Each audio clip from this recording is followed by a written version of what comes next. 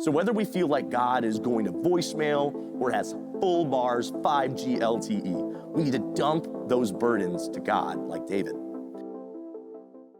And right over here, we were just hearing David talk all about, oh no, my enemies are closing in on me. But later on, obviously, the Lord rescued him from that problem.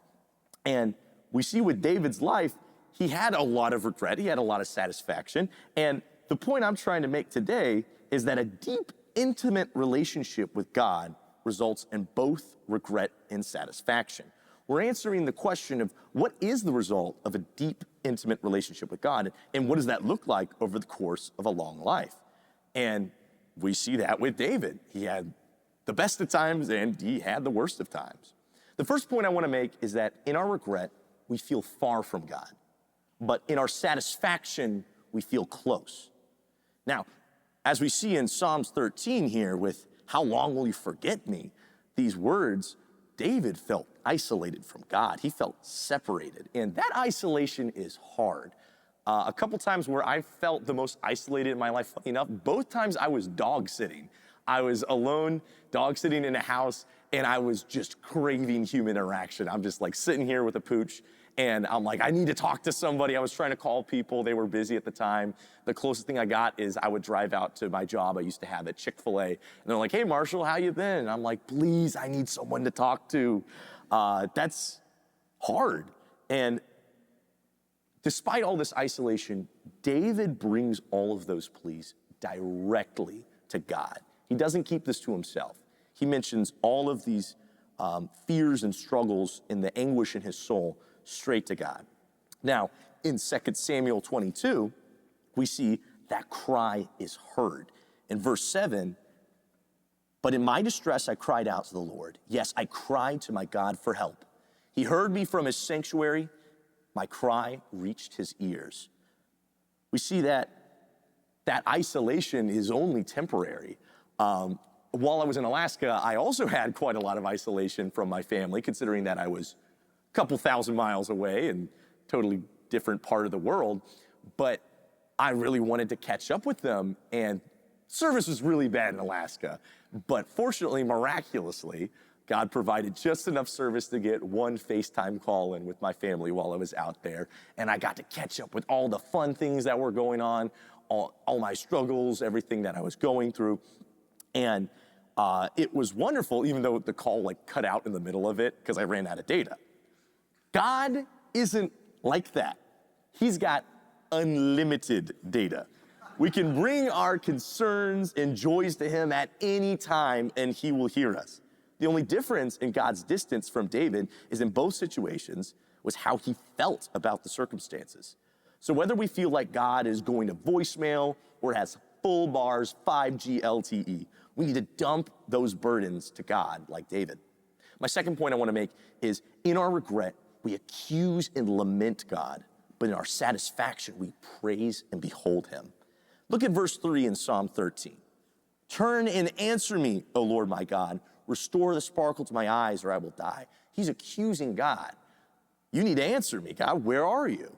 And some might say, how could David say that? Obviously, God hasn't abandoned him. It might seem counter in our faith to lament and accuse God. Yet we see this countless times with the prophets, like in Jeremiah 20, or even Christ on the cross cried, my God, why have you forsaken me? Lament and accusation are part and parcel of faith. We worship an all-knowing, all-powerful, ever-present God, so we logically expect him to come through. Regret is not a bad thing. In the same way, Psalm 13 is not a bad psalm. We need to wrestle with God in our problems like David. And as we see in 2 Samuel 22, that accusation will turn to praise. In verse 8 and 16, we see, then the earth quaked and trembled. The foundations of the heavens shook. They quaked because of his anger. Then at the command of the Lord, at the blast of his breath, the bottom of the sea could be seen. The foundations of the earth were laid bare.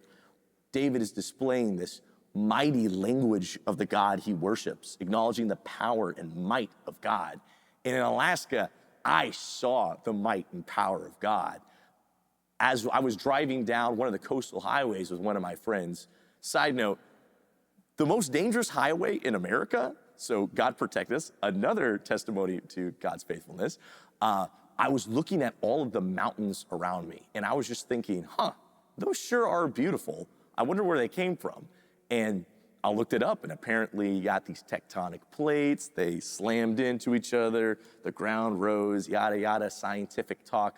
But if we think about that from God's perspective, think about him creating the earth, laying down the foundations of these tectonic plates as he merges them together in this great catastrophic collision as mountains and ground rise miles into the air. And we see just from the perspective of God as these great pillars of his might and glory rise up. And I even got to hike up one of those mountains as I was walking on snow and drinking glacier water right from the ground. Don't worry, it was safe to drink. It was all a testament to God's might and power to think, I worship the creator of all this, and this is only a fraction of his power. So no matter what we may be experiencing, we still need to cry out to God because he is mighty. Some days we may accuse, some days we may praise his mighty works like David, but God will always be the same, yesterday, today, and forever. And last point, in our regret, we worry about our abilities, but in our satisfaction, we are equipped to do his will. Now in Psalms 13, verses 2 and 4 has a lot of mention of these enemies, as we see, how long will my enemies have the upper hand? Don't let my enemies gloat, saying we have defeated him. Don't let them rejoice at my downfall. There's a lot of worry in these passages about his problems. And if anything, I would argue that David is quite a bit of a worrywart. And trust me, it takes one to know one.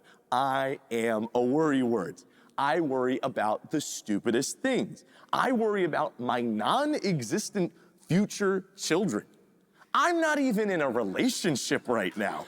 Where is that coming from? I'm the king of worry. Now, my brain happens to misfire like that, but you might have immediate problems like, will I make it into the school I want to go to? How am I going to afford my living situation?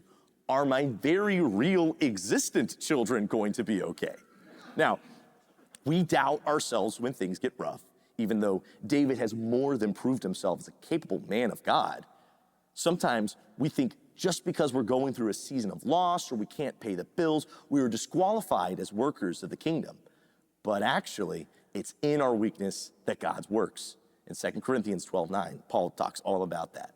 Now, when it comes to our satisfaction, as we see in 2 Samuel 22, verses 38 and 44 and 47, I chased my enemies and destroyed them. I did not stop until they were conquered. The Lord lives, praise to my rock. May God, the rock of my salvation, be exalted. You gave me victory over my accusers. You preserved me as the ruler over nations. People I don't even know serve me. David is using this conqueror language. He's using this description of I'm the coolest, I'm the best, not as a way to gloat his power, but God's power, that when he has God on his side, he feels he can do anything. And he's right. Being equipped with God's will means you can face any odds, achieve any victory. I mean, just ask the walls of Jericho or any of God's enemies that thought they could stomp on his people unscathed. Having that preparation time with God means he's got your back. He's not calling you to do something you can't do. God doesn't call the qualified. He qualifies the called. Just for example, pretty recently, as in like just a few years ago, I was a very unhealthy guy. I had a very unhealthy living style. I did not exercise. But God put some incredible, encouraging people in my life to the point where I started to even compete in powerlifting competitions.